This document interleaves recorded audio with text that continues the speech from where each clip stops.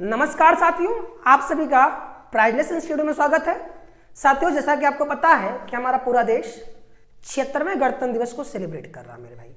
तो इस 76वें गणतंत्र दिवस के मौके पर इस 76वें गणतंत्र दिवस समारोह में कौन कौन सी महत्वपूर्ण बातें रही हैं मेरे भाई, हम उन तमाम बातों पर आज हम चर्चा करने वाले हैं कि हमारा जो 76वां गणतंत्र दिवस समारोह मनाया गया है, इस 76वें गणतंत्र दिवस के मुख्य अतिथि कौन रहे हैं और 76वें गणतंत्र दिवस के इस समारोह में केंद्र और राज्य तथा केंद्र शासित प्रदेशों की ओर से कौन कौन सी झांकियां और कितनी झांकियां प्रस्तुत की गई है, इन सभी मुद्दे को हम यहाँ पर देखने वाले हैं मेरे भाई। और साथ ही साथ हम लोग 76वें गणतंत्र दिवस समारोह से संबंधित जितने भी एमसीक्यू बनने वाले हैं, उन सभी एमसीक्यू को भी यहाँ पर देखने वाले हैं, जो कि आगामी आने वाले हमारे कॉम्पिटिटिव एग्जाम में देखने को मिलने वाला है मेरे भाई। तो चलिए चलते हैं, हम लोग समय गवाए बगैर हम बात करते हैं अपने 76वें गणतंत्र दिवस के महत्वपूर्ण बातों के ऊपर। और हाँ, चलने से पहले आप लोगों ने अभी तक मेरे वीडियो को लाइक नहीं किया है तो सबसे पहले आप लाइक कीजिए और इसी प्रकार के इन्फॉर्मेटिव वीडियो के लिए आप मेरे चैनल को सब्सक्राइब भी कर लीजिए, ठीक है मेरे भाई। तो आइए चलते हैं, सीधे बात करते हैं अपने टॉपिक के ऊपर मेरे भाई। यहाँ पे आपको पता है कि हम लोग जो सेलिब्रेट कर रहे हैं वो 76th रिपब्लिक डे सेलिब्रेट कर रहे हैं, जो 2025 को ये हम लोग सेलिब्रेट कर रहे हैं। इसके क्या क्या कुछ स्पेशल बातें रहने वाली हैं, उन सभी चीज़ों को हम लोग यहाँ देखने वाले हैं, ठीक है। तो आइए देखते हैं अपने 76वें गणतंत्र दिवस समारोह के महत्वपूर्ण बातों को। तो सबसे पहले आपको ये जानना पड़ेगा कि 26 जनवरी 2025 को जो हम लोग गणतंत्र दिवस सेलिब्रेट कर रहे हैं मेरे भाई, वो 76वां गणतंत्र दिवस सेलिब्रेट कर रहे हैं। इस बात को ध्यान दीजिएगा कि 26 जनवरी 2025 को जो हम लोग गणतंत्र दिवस सेलिब्रेट किए हैं, वो 76वां गणतंत्र दिवस सेलिब्रेट किए हैं, अर्थात हम लोग 76वां वर्षगांठ मना रहे हैं अपने गणतंत्र दिवस का, ठीक। दूसरी बात आपको यह ध्यान देना है कि जो 76वां गणतंत्र दिवस है उसको प्लेटिनम जुबली के रूप में मनाया जा रहा है, ठीक है ना। 76वें गणतंत्र दिवस को प्लेटिनम जुबली के रूप में मनाया जा रहा है, इस बात को भी आपको ध्यान देना है, ठीक। नेक्स्ट बात यहाँ पर यह है कि 76वां गणतंत्र दिवस 2025 को दिल्ली के लाल किले पर राष्ट्रपति द्रौपदी मुर्मू जी ने ध्वजारोहण का कार्य किया है। आपको मैं बता दूं कि गणतंत्र दिवस समारोह पर हमारे देश के राष्ट्रपति ध्वजारोहण का कार्यक्रम संपन्न करते हैं, जबकि 15 अगस्त स्वतंत्रता दिवस के मौके पर हमारे देश के प्रधानमंत्री ध्वजारोहण का कार्य करते हैं, ठीक है मेरे भाई। आपको ये बातें पता होना चाहिए कि गणतंत्र दिवस के मौके पर जो ध्वजारोहण का कार्यक्रम होता है राष्ट्रपति के द्वारा किया जाता है, जबकि स्वतंत्रता दिवस के मौके पर ध्वजारोहण का कार्यक्रम हमारे प्रधानमंत्री के द्वारा किया जाता है, ठीक। आइए हम बात करते हैं अपने नेक्स्ट पॉइंट पर कि जो 76वां गणतंत्र दिवस 2025 सेलिब्रेट किया गया है, इसमें जो परेड हुआ था, इस परेड में 16 राज्यों एवं केंद्र शासित प्रदेशों की झांकियां तथा 15 केंद्र के विभिन्न मंत्रालयों एवं संगठनों की झांकियां भाग ली थी। आपको ये बात पता होना चाहिए था, राज्यों एवं केंद्र शासित प्रदेशों की ओर से 16 झांकियां प्रस्तुत की गई थी, जबकि केंद्र के विभिन्न मंत्रालयों एवं संगठनों की ओर से कुल 15 झांकियां प्रस्तुत की गई थी, ठीक है ना। आइए अगली बात हम कर लेते हैं। 76वां गणतंत्र दिवस 2025 के जो मुख्य अतिथि हैं वो कौन है। सबसे इंपॉर्टेंट बात तो यही है कि 76वें गणतंत्र दिवस के मुख्य अतिथि कौन है मेरे भाई। तो हमारे जो मुख्य अतिथि रहे हैं वो इंडोनेशिया के राष्ट्रपति रहे। उनका नाम क्या है मेरे भाई, प्रावो सुबियांटो है। क्या मेरे भाई, प्रावो सुबियांटो। ये प्रावो सुबियांटो इंडोनेशिया के राष्ट्रपति हैं। ये हमारे 76वें गणतंत्र दिवस 2025 के मुख्य अतिथि रहे हैं। और ये जो प्रावो सुबियांटो हैं, ये चौथे इंडोनेशियाई राष्ट्रपति हैं जिन्होंने हमारे गणतंत्र दिवस के समारोह में अतिथि के रूप में पार्टिसिपेट किया है मेरे भाई। इस बात को भी आपको ध्यान देना पड़ेगा। जो प्रावो सुबियांटो हैं, ये चौथे इंडोनेशियाई राष्ट्रपति है। कौन से मेरे भाई, चौथे इंडोनेशियाई राष्ट्रपति हैं जिन्होंने भारत के गणतंत्र दिवस समारोह में हिस्सा लिया है। और मैं आपको बता दूं, सुकरानो ये पहले इंडोनेशियाई राष्ट्रपति थे। सुकरानो पहले इंडोनेशियाई राष्ट्रपति थे जिन्होंने भारत के पहले ठीक ना, भारत के पहले गणतंत्र दिवस 1950 में मुख्य अतिथि के रूप में हिस्सा लिया था।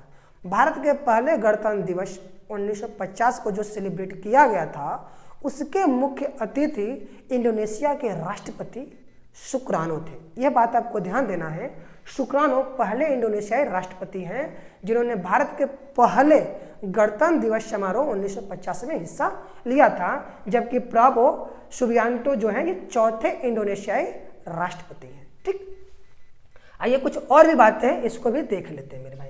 तो यहाँ पर आपको ध्यान देना है कि जो 76वां गणतंत्र दिवस 2025 को सेलिब्रेट किया गया था, इसकी झांकियों को दिल्ली के कर्तव्य पथ पर प्रस्तुत किया गया था। 76वें गणतंत्र दिवस में जितनी भी झांकियां प्रस्तुत की गई है मेरे भाई, वो सभी के सभी दिल्ली के कर्तव्य पथ पर प्रस्तुत की गई है। ठीक है ना।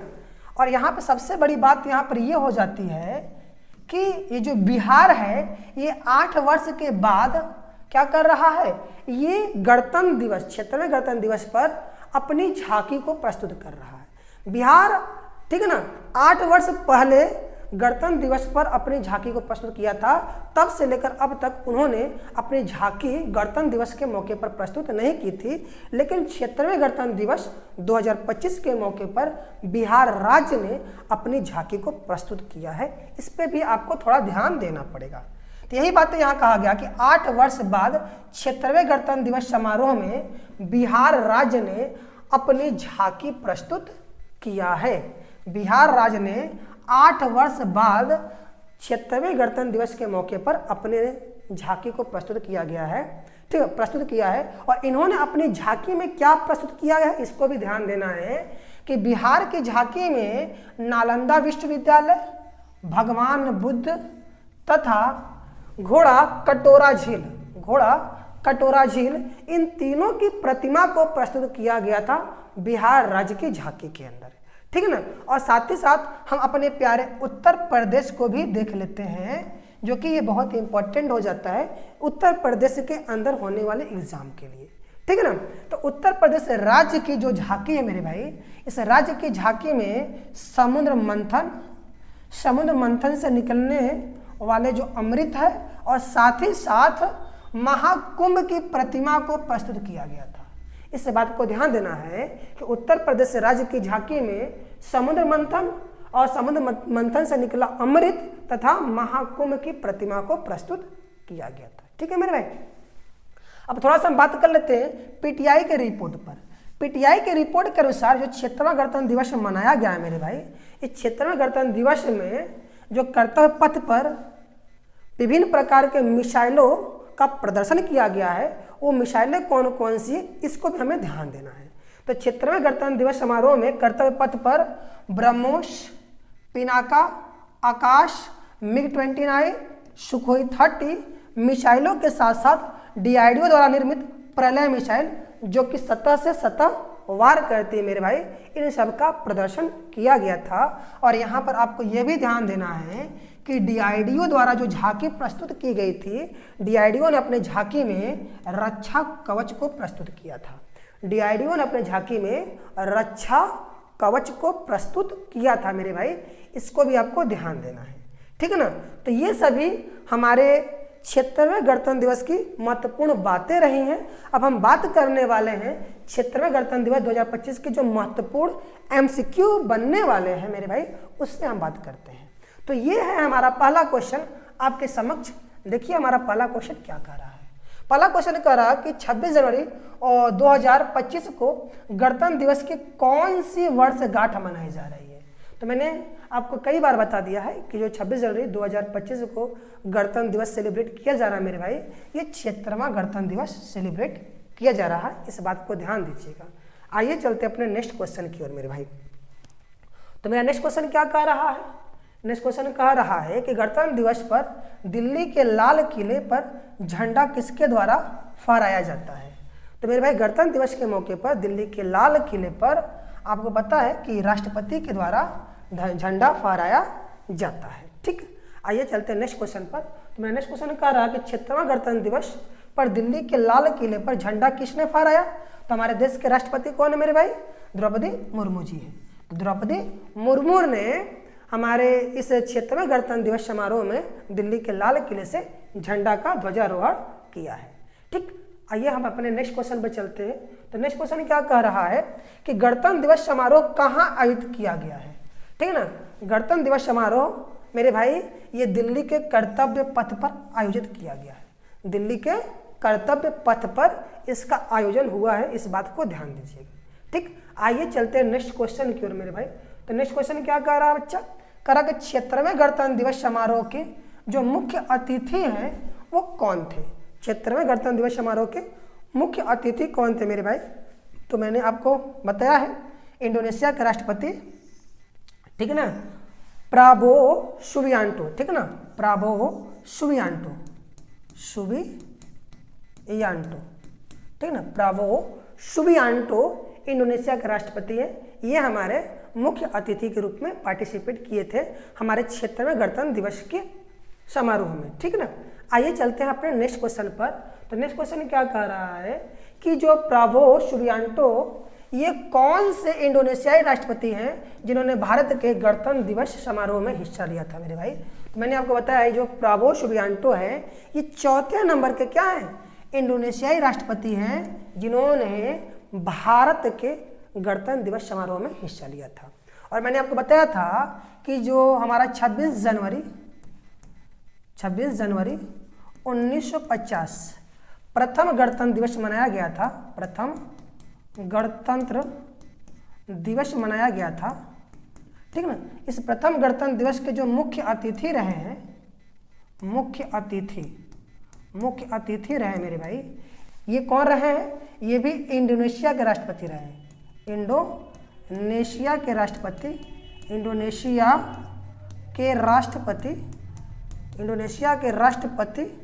ठीक ना, इंडोनेशिया के राष्ट्रपति जिनका नाम क्या था मेरे भाई, जिनका नाम था शुक्रानो, ठीक है ना। इन्होंने मुख्य अतिथि के रूप में पार्टिसिपेट किया था हमारे पहले गणतंत्र दिवस समारोह में, ठीक ना।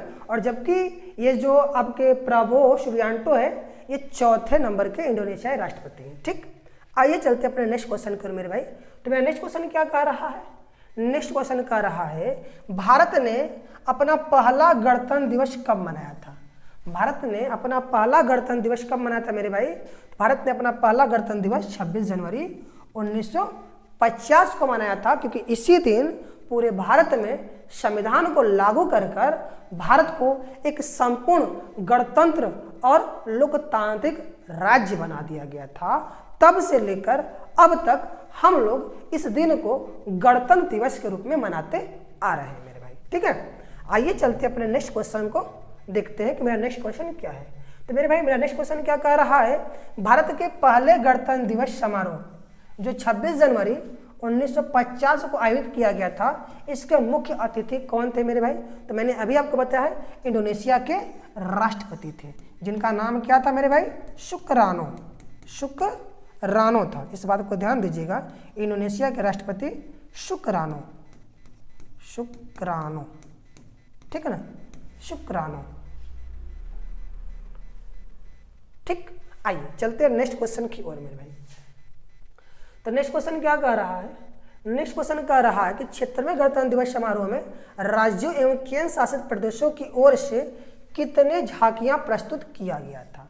कहां से मेरे भाई, राज्य एवं केंद्र शासित प्रदेशों से कुल 16 झांकियां प्रस्तुत की गई थी।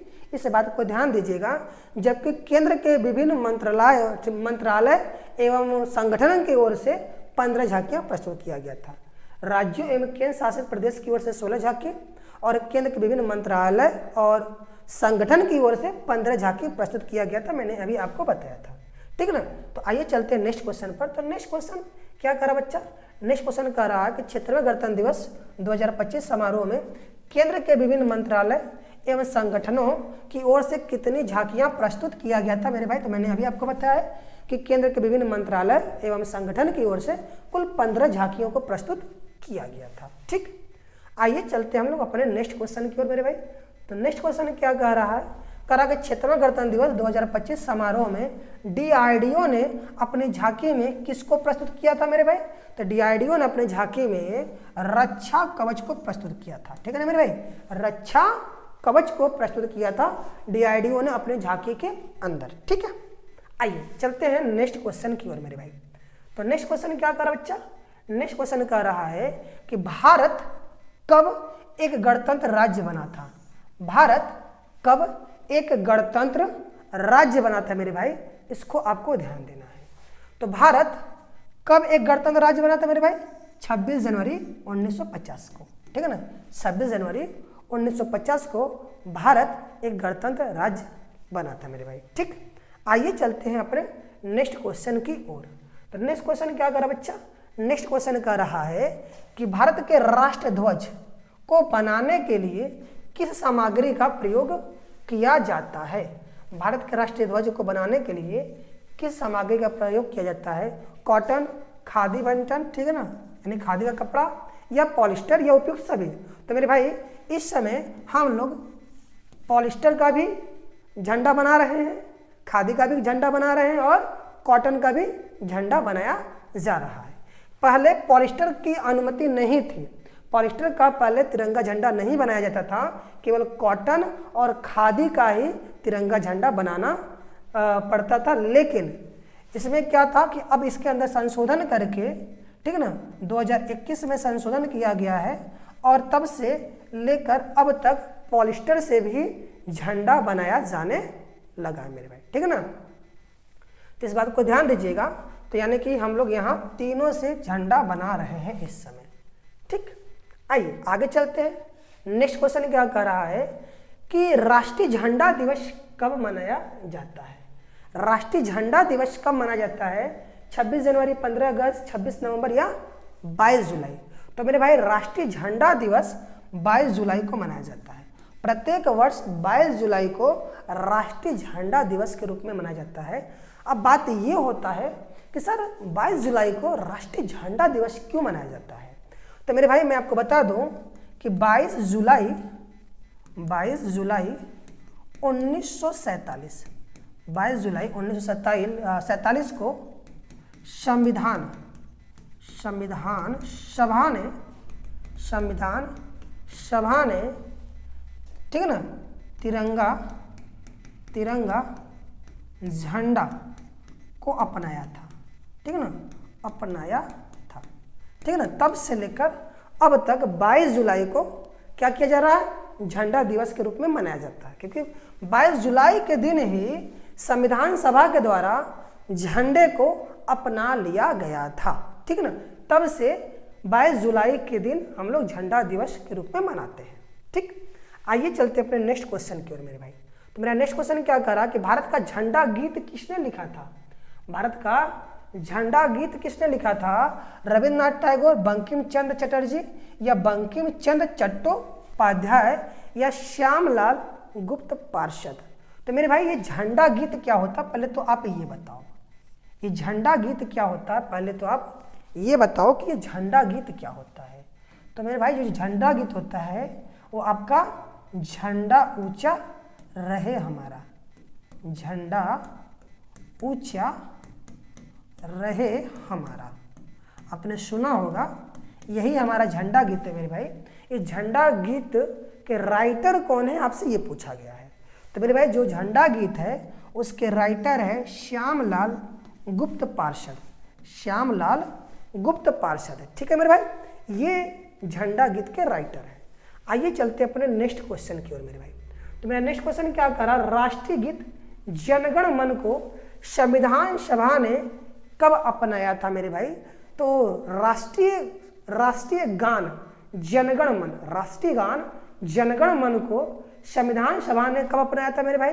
तो इसको संविधान सभा द्वारा 24 जनवरी 1950 को अपनाया गया था। ठीक है ना, राष्ट्रीय गान जनगण मन को संविधान सभा द्वारा 24 जनवरी 1950 को अपना लिया गया था मेरे भाई। इस बात को आपको ध्यान देना है।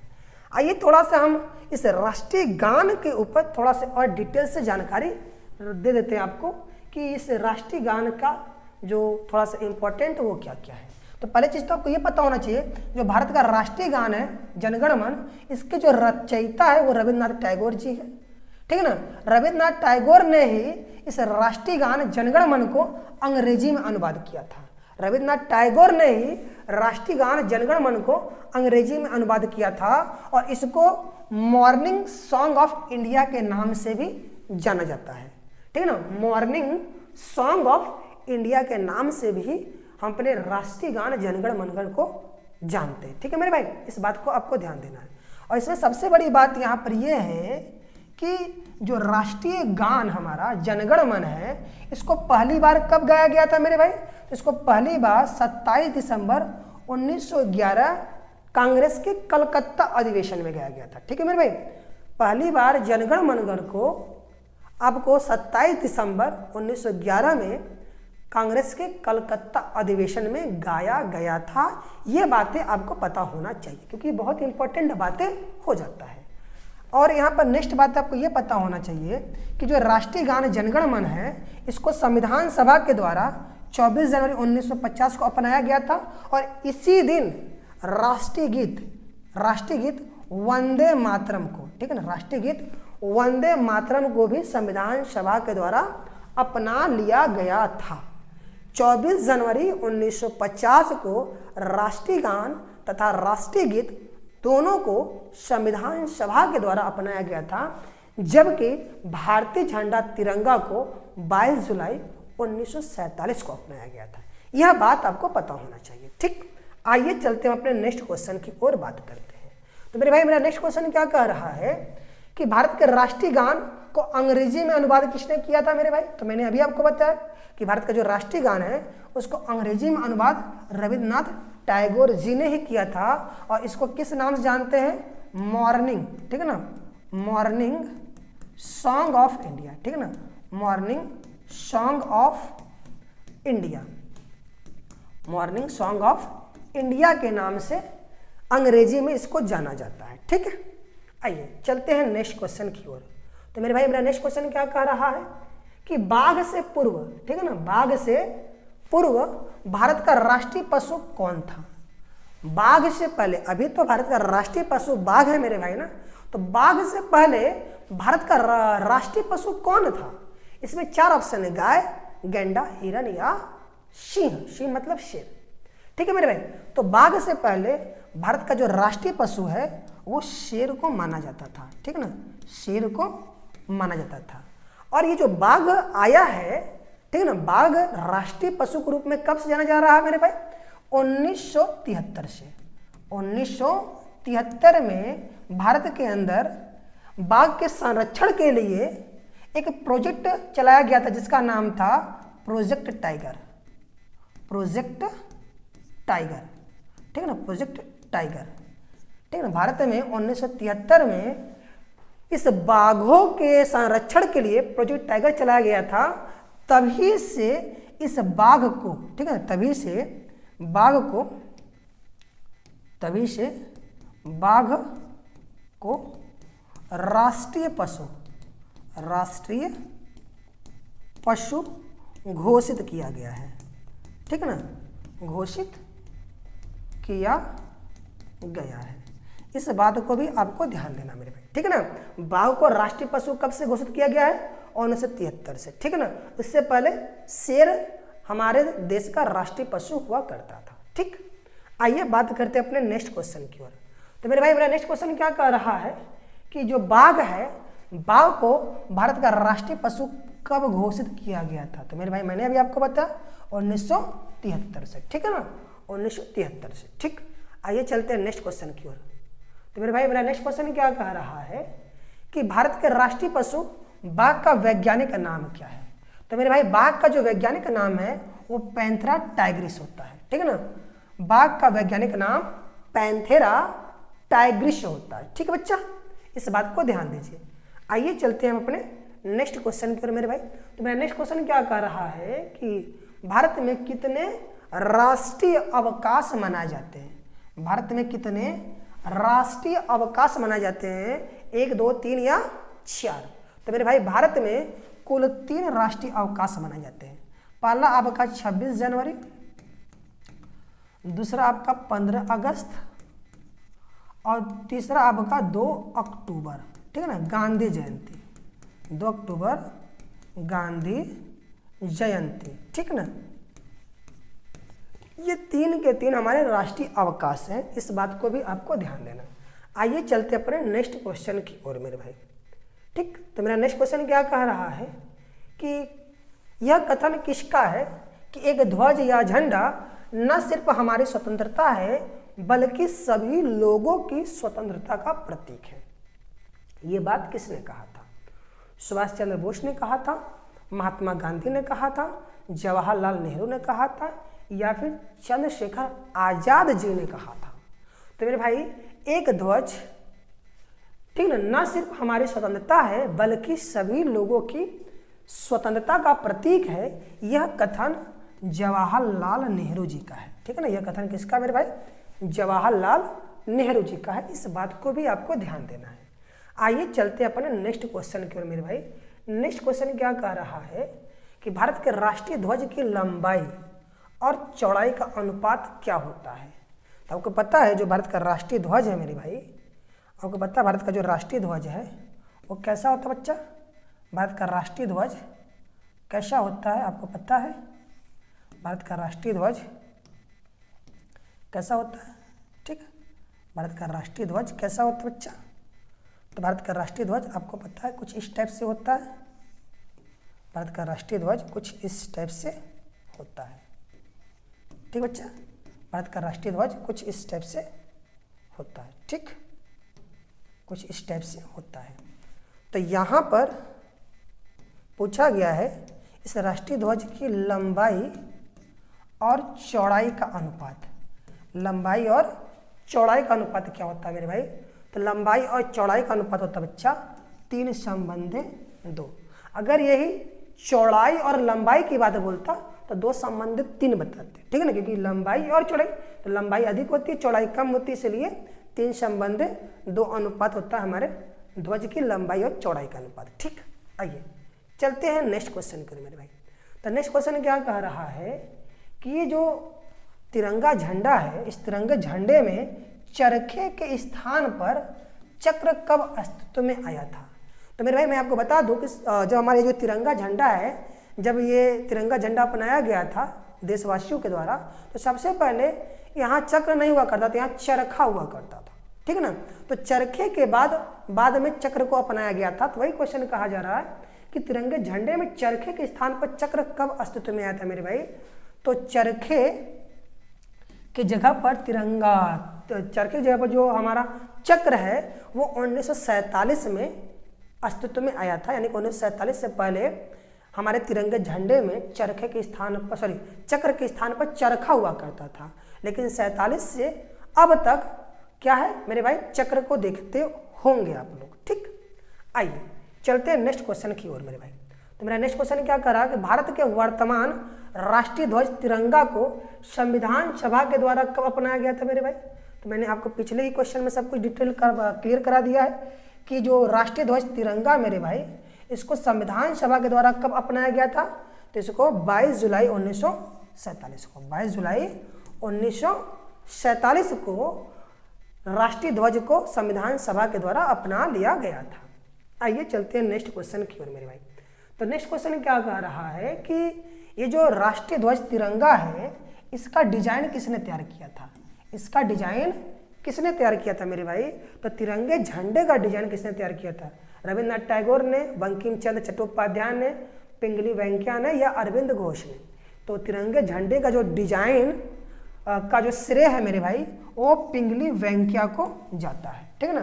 पिंगली वेंकैया जी ने हमारे राष्ट्रीय ध्वज तिरंगे का डिजाइन बनाए थे, ठीक।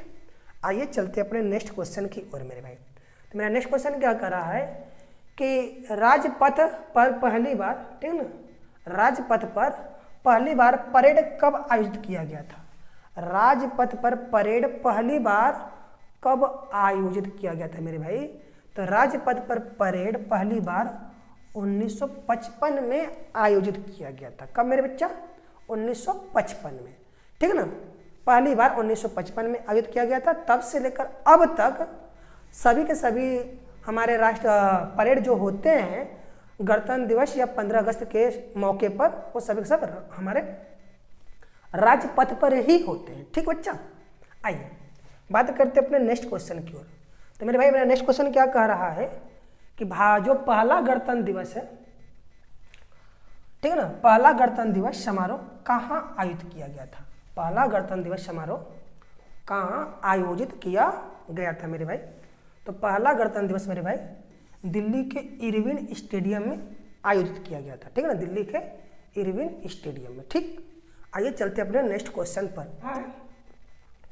प्रत्येक वर्ष गणतंत्र दिवस के दिन राज्य में ध्वज कौन फहराता है?